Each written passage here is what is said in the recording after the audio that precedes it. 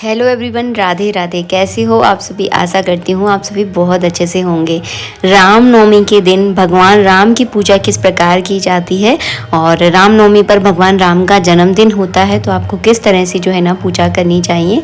सबसे पहले आप जिस जगह पूजा करने वाले हैं उस जगह को आप हल्दी से या मेरी तरह इस तरह से गाय के गोबर से लेप ले।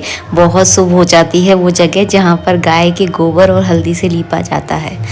इसके बाद जो है ना इसके ऊपर आपको इस तरह से आटे से चौक या स्वास्तिक जो है ना बनाना है। तो मैंने यहाँ पर देखिए आटे का स्वास्तिक जो है ना इस तरह से बना लिया है, क्योंकि भगवान राम की पूजा जो है ना मैं इसी जगह करने वाली हूँ। तो इस तरह से जो है ना पूरा स्वास्तिक जो है ना इस तरह से देखिए पूरा होता है। वैसे तो आप सबको पता होगा, मैंने फिर भी आपको एक बार बता दिया कि इस तरह से जो है ना पूरा होता है। इस पर थोड़े से आपको चावल या गेहूँ जो भी आपके पास है, एक मुट्ठी गेहूँ और चावल जो है ना इसके ऊपर रखनी है। दो में से कोई एक चीज़ रख सकते हैं हम। इसके बाद जो है ना इसके ऊपर रखेंगे हम पटा पे जो है ना पीला कलर हमको बिछाना होता है। तो पीले कलर का कपड़ा जो है ना मैं बिछा दूंगी, क्योंकि भगवान विष्णु का जो है ना पीला कलर बहुत फेवरेट कलर है और भगवान विष्णु के ही रूप है हमारे राम जी। तो यहाँ पर हम अपने भगवान राम जी के लिए जो है ना चावलों का आसन देंगे। आप चाहें तो चावलों को पीला करके बढ़िया सा स्वास्तिक भी बना सकते हैं। मैं तो आपको यहाँ पर सरल पूजा विधि बता रही हूँ। तो देखिए सरल तरीके से इस तरह से भगवान राम की तस्वीर है या मूर्ति है जो भी आपके पास है उनको इन चावलों के ऊपर आप विराजमान कर लें। इसके बाद जो है ना भगवान राम के सामने आपको जलाना है दीपक। तो आप चाहे तो लंबी बाती का भी जला सकते हैं, आप चाहे तो गोल बाती का, लेकिन हाँ दीपक आपको केवल घी का ही जलाना है। अगर आपके पास घी नहीं है तो आप यहाँ पर तिली के तेल का प्रयोग कर सकते हैं। वैसे कोशिश कीजिएगा घी का ही जलाएं, अगर नहीं है तो तिली के तेल का आप प्रयोग कर सकते हैं। तो सबसे पहले हमने पूजा में दीपक जलाया है। पूजा करनी कब है ये तो मैं आपको बता दूं। पूजा जो है ना रामनवमी की होती है सुबह के समय। तो सुबह के समय आप स्नान करने के बाद अपनी नित्य पूजा करने के बाद भगवान राम का इस तरह देखिए मन में आपको ध्यान करना है। मैंने हाथ में एक फूल और थोड़े से चावल लेकर भगवान श्री रामचंद्र जी का, सीता मैया का, गणेश जी का जो है ना इस तरह से ध्यान किया है और ध्यान करने के बाद चावल और पुष्प जो है इस तरह से चढ़ा दिए हैं। उसके बाद जो है ना हमें स्नान कराना है भगवान राम का, क्योंकि भगवान राम का जन्मदिन है तो उनको स्नान हम करवाएंगे। 4 बार जो है ना इस तरह से आपको जल घुमाना है। तो 4 बार जल घुमाने के बाद जो है ना एक बार करवाना है आपको पंचामृत से स्नान। अगर आपके पास अगर भगवान की प्रतिमा है, मतलब मूर्ति है, तो उनको प्रॉपर आप बड़ी सी एक प्लेट में, जैसे हम लड्डू गोपाल को स्नान कराते हैं ना, सेम वैसे ही जो है ना उनका स्नान कराना है। स्नान कराने के बाद उनका अंग पोषण करने के बाद, इत्र लगाने के बाद उन्हें बढ़िया सा उनका श्रृंगार करना है। समझ में आ गया ना? तो इस तरह से करना है। अगर आप मेरी तरह तस्वीर का पूजन कर रहे हैं तो भाव का स्नान, इसे जो स्नान मैंने कराया ना इसको भाव का स्नान बोलते हैं। इसके बाद मैंने बढ़िया सा इत्र लगा दिया है। इत्र हमें ज़रूर लगाना चाहिए पूजा में। अगर अभी तक नहीं लगाते हो तो आप ज़रूर लगाओ। वैसे तो आप सब मेरे सब्सक्राइबर हो, मुझे पता है आप सब लोग पूजा में इत्र ज़रूर लगाते हो।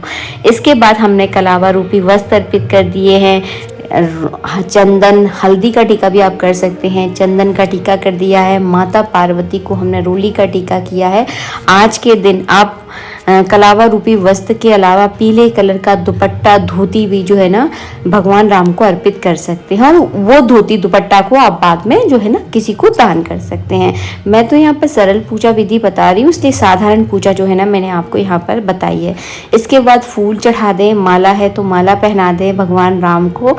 और हाँ, मीठे में कुछ ना कुछ स्पेशल घर में आपको ज़रूर बनाना है।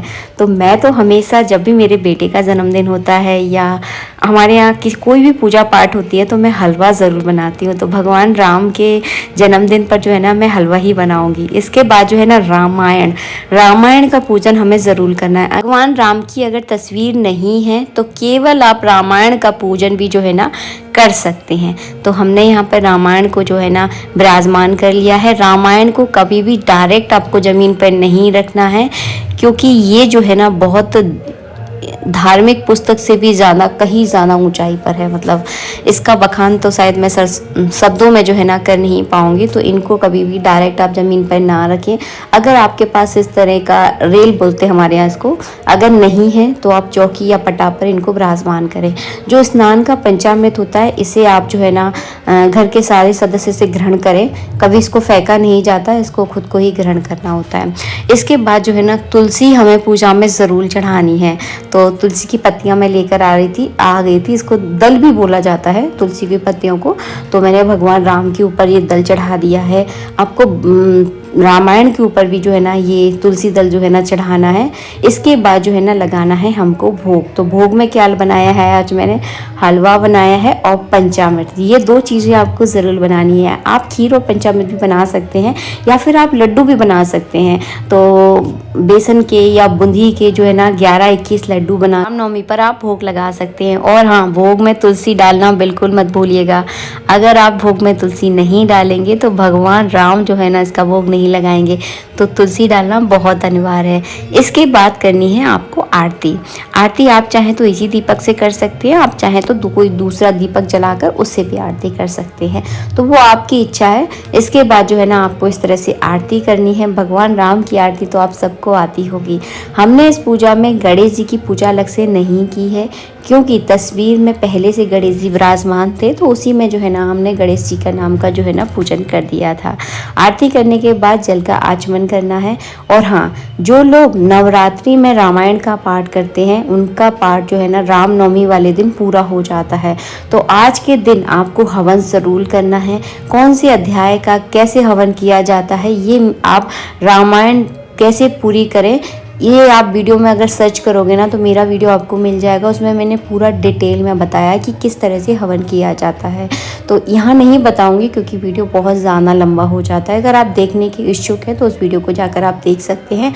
मुझे मिला तो नीचे लिंक जो है ना डिस्क्रिप्शन में मैं दे दूँगी, क्योंकि बहुत वीडियो होते हैं, फिर ढूंढ कर उन्हें लिंक देना थोड़ा मेरे लिए मुश्किल होता है, इस वजह से नहीं दे पाती मैं लिंक। तो हवन आप ज़रूर करें। हवन से जो है ना आपको पूरा फल जो है ना रामायण पढ़ने का मिलता है। आशा करती हूँ वीडियो अच्छा लगा होगा। वीडियो अच्छा लगा है तो प्लीज़ वीडियो को लाइक कीजिएगा। आज से आप रामायण पढ़ना शुरू कर सकते हैं। राधे राधे।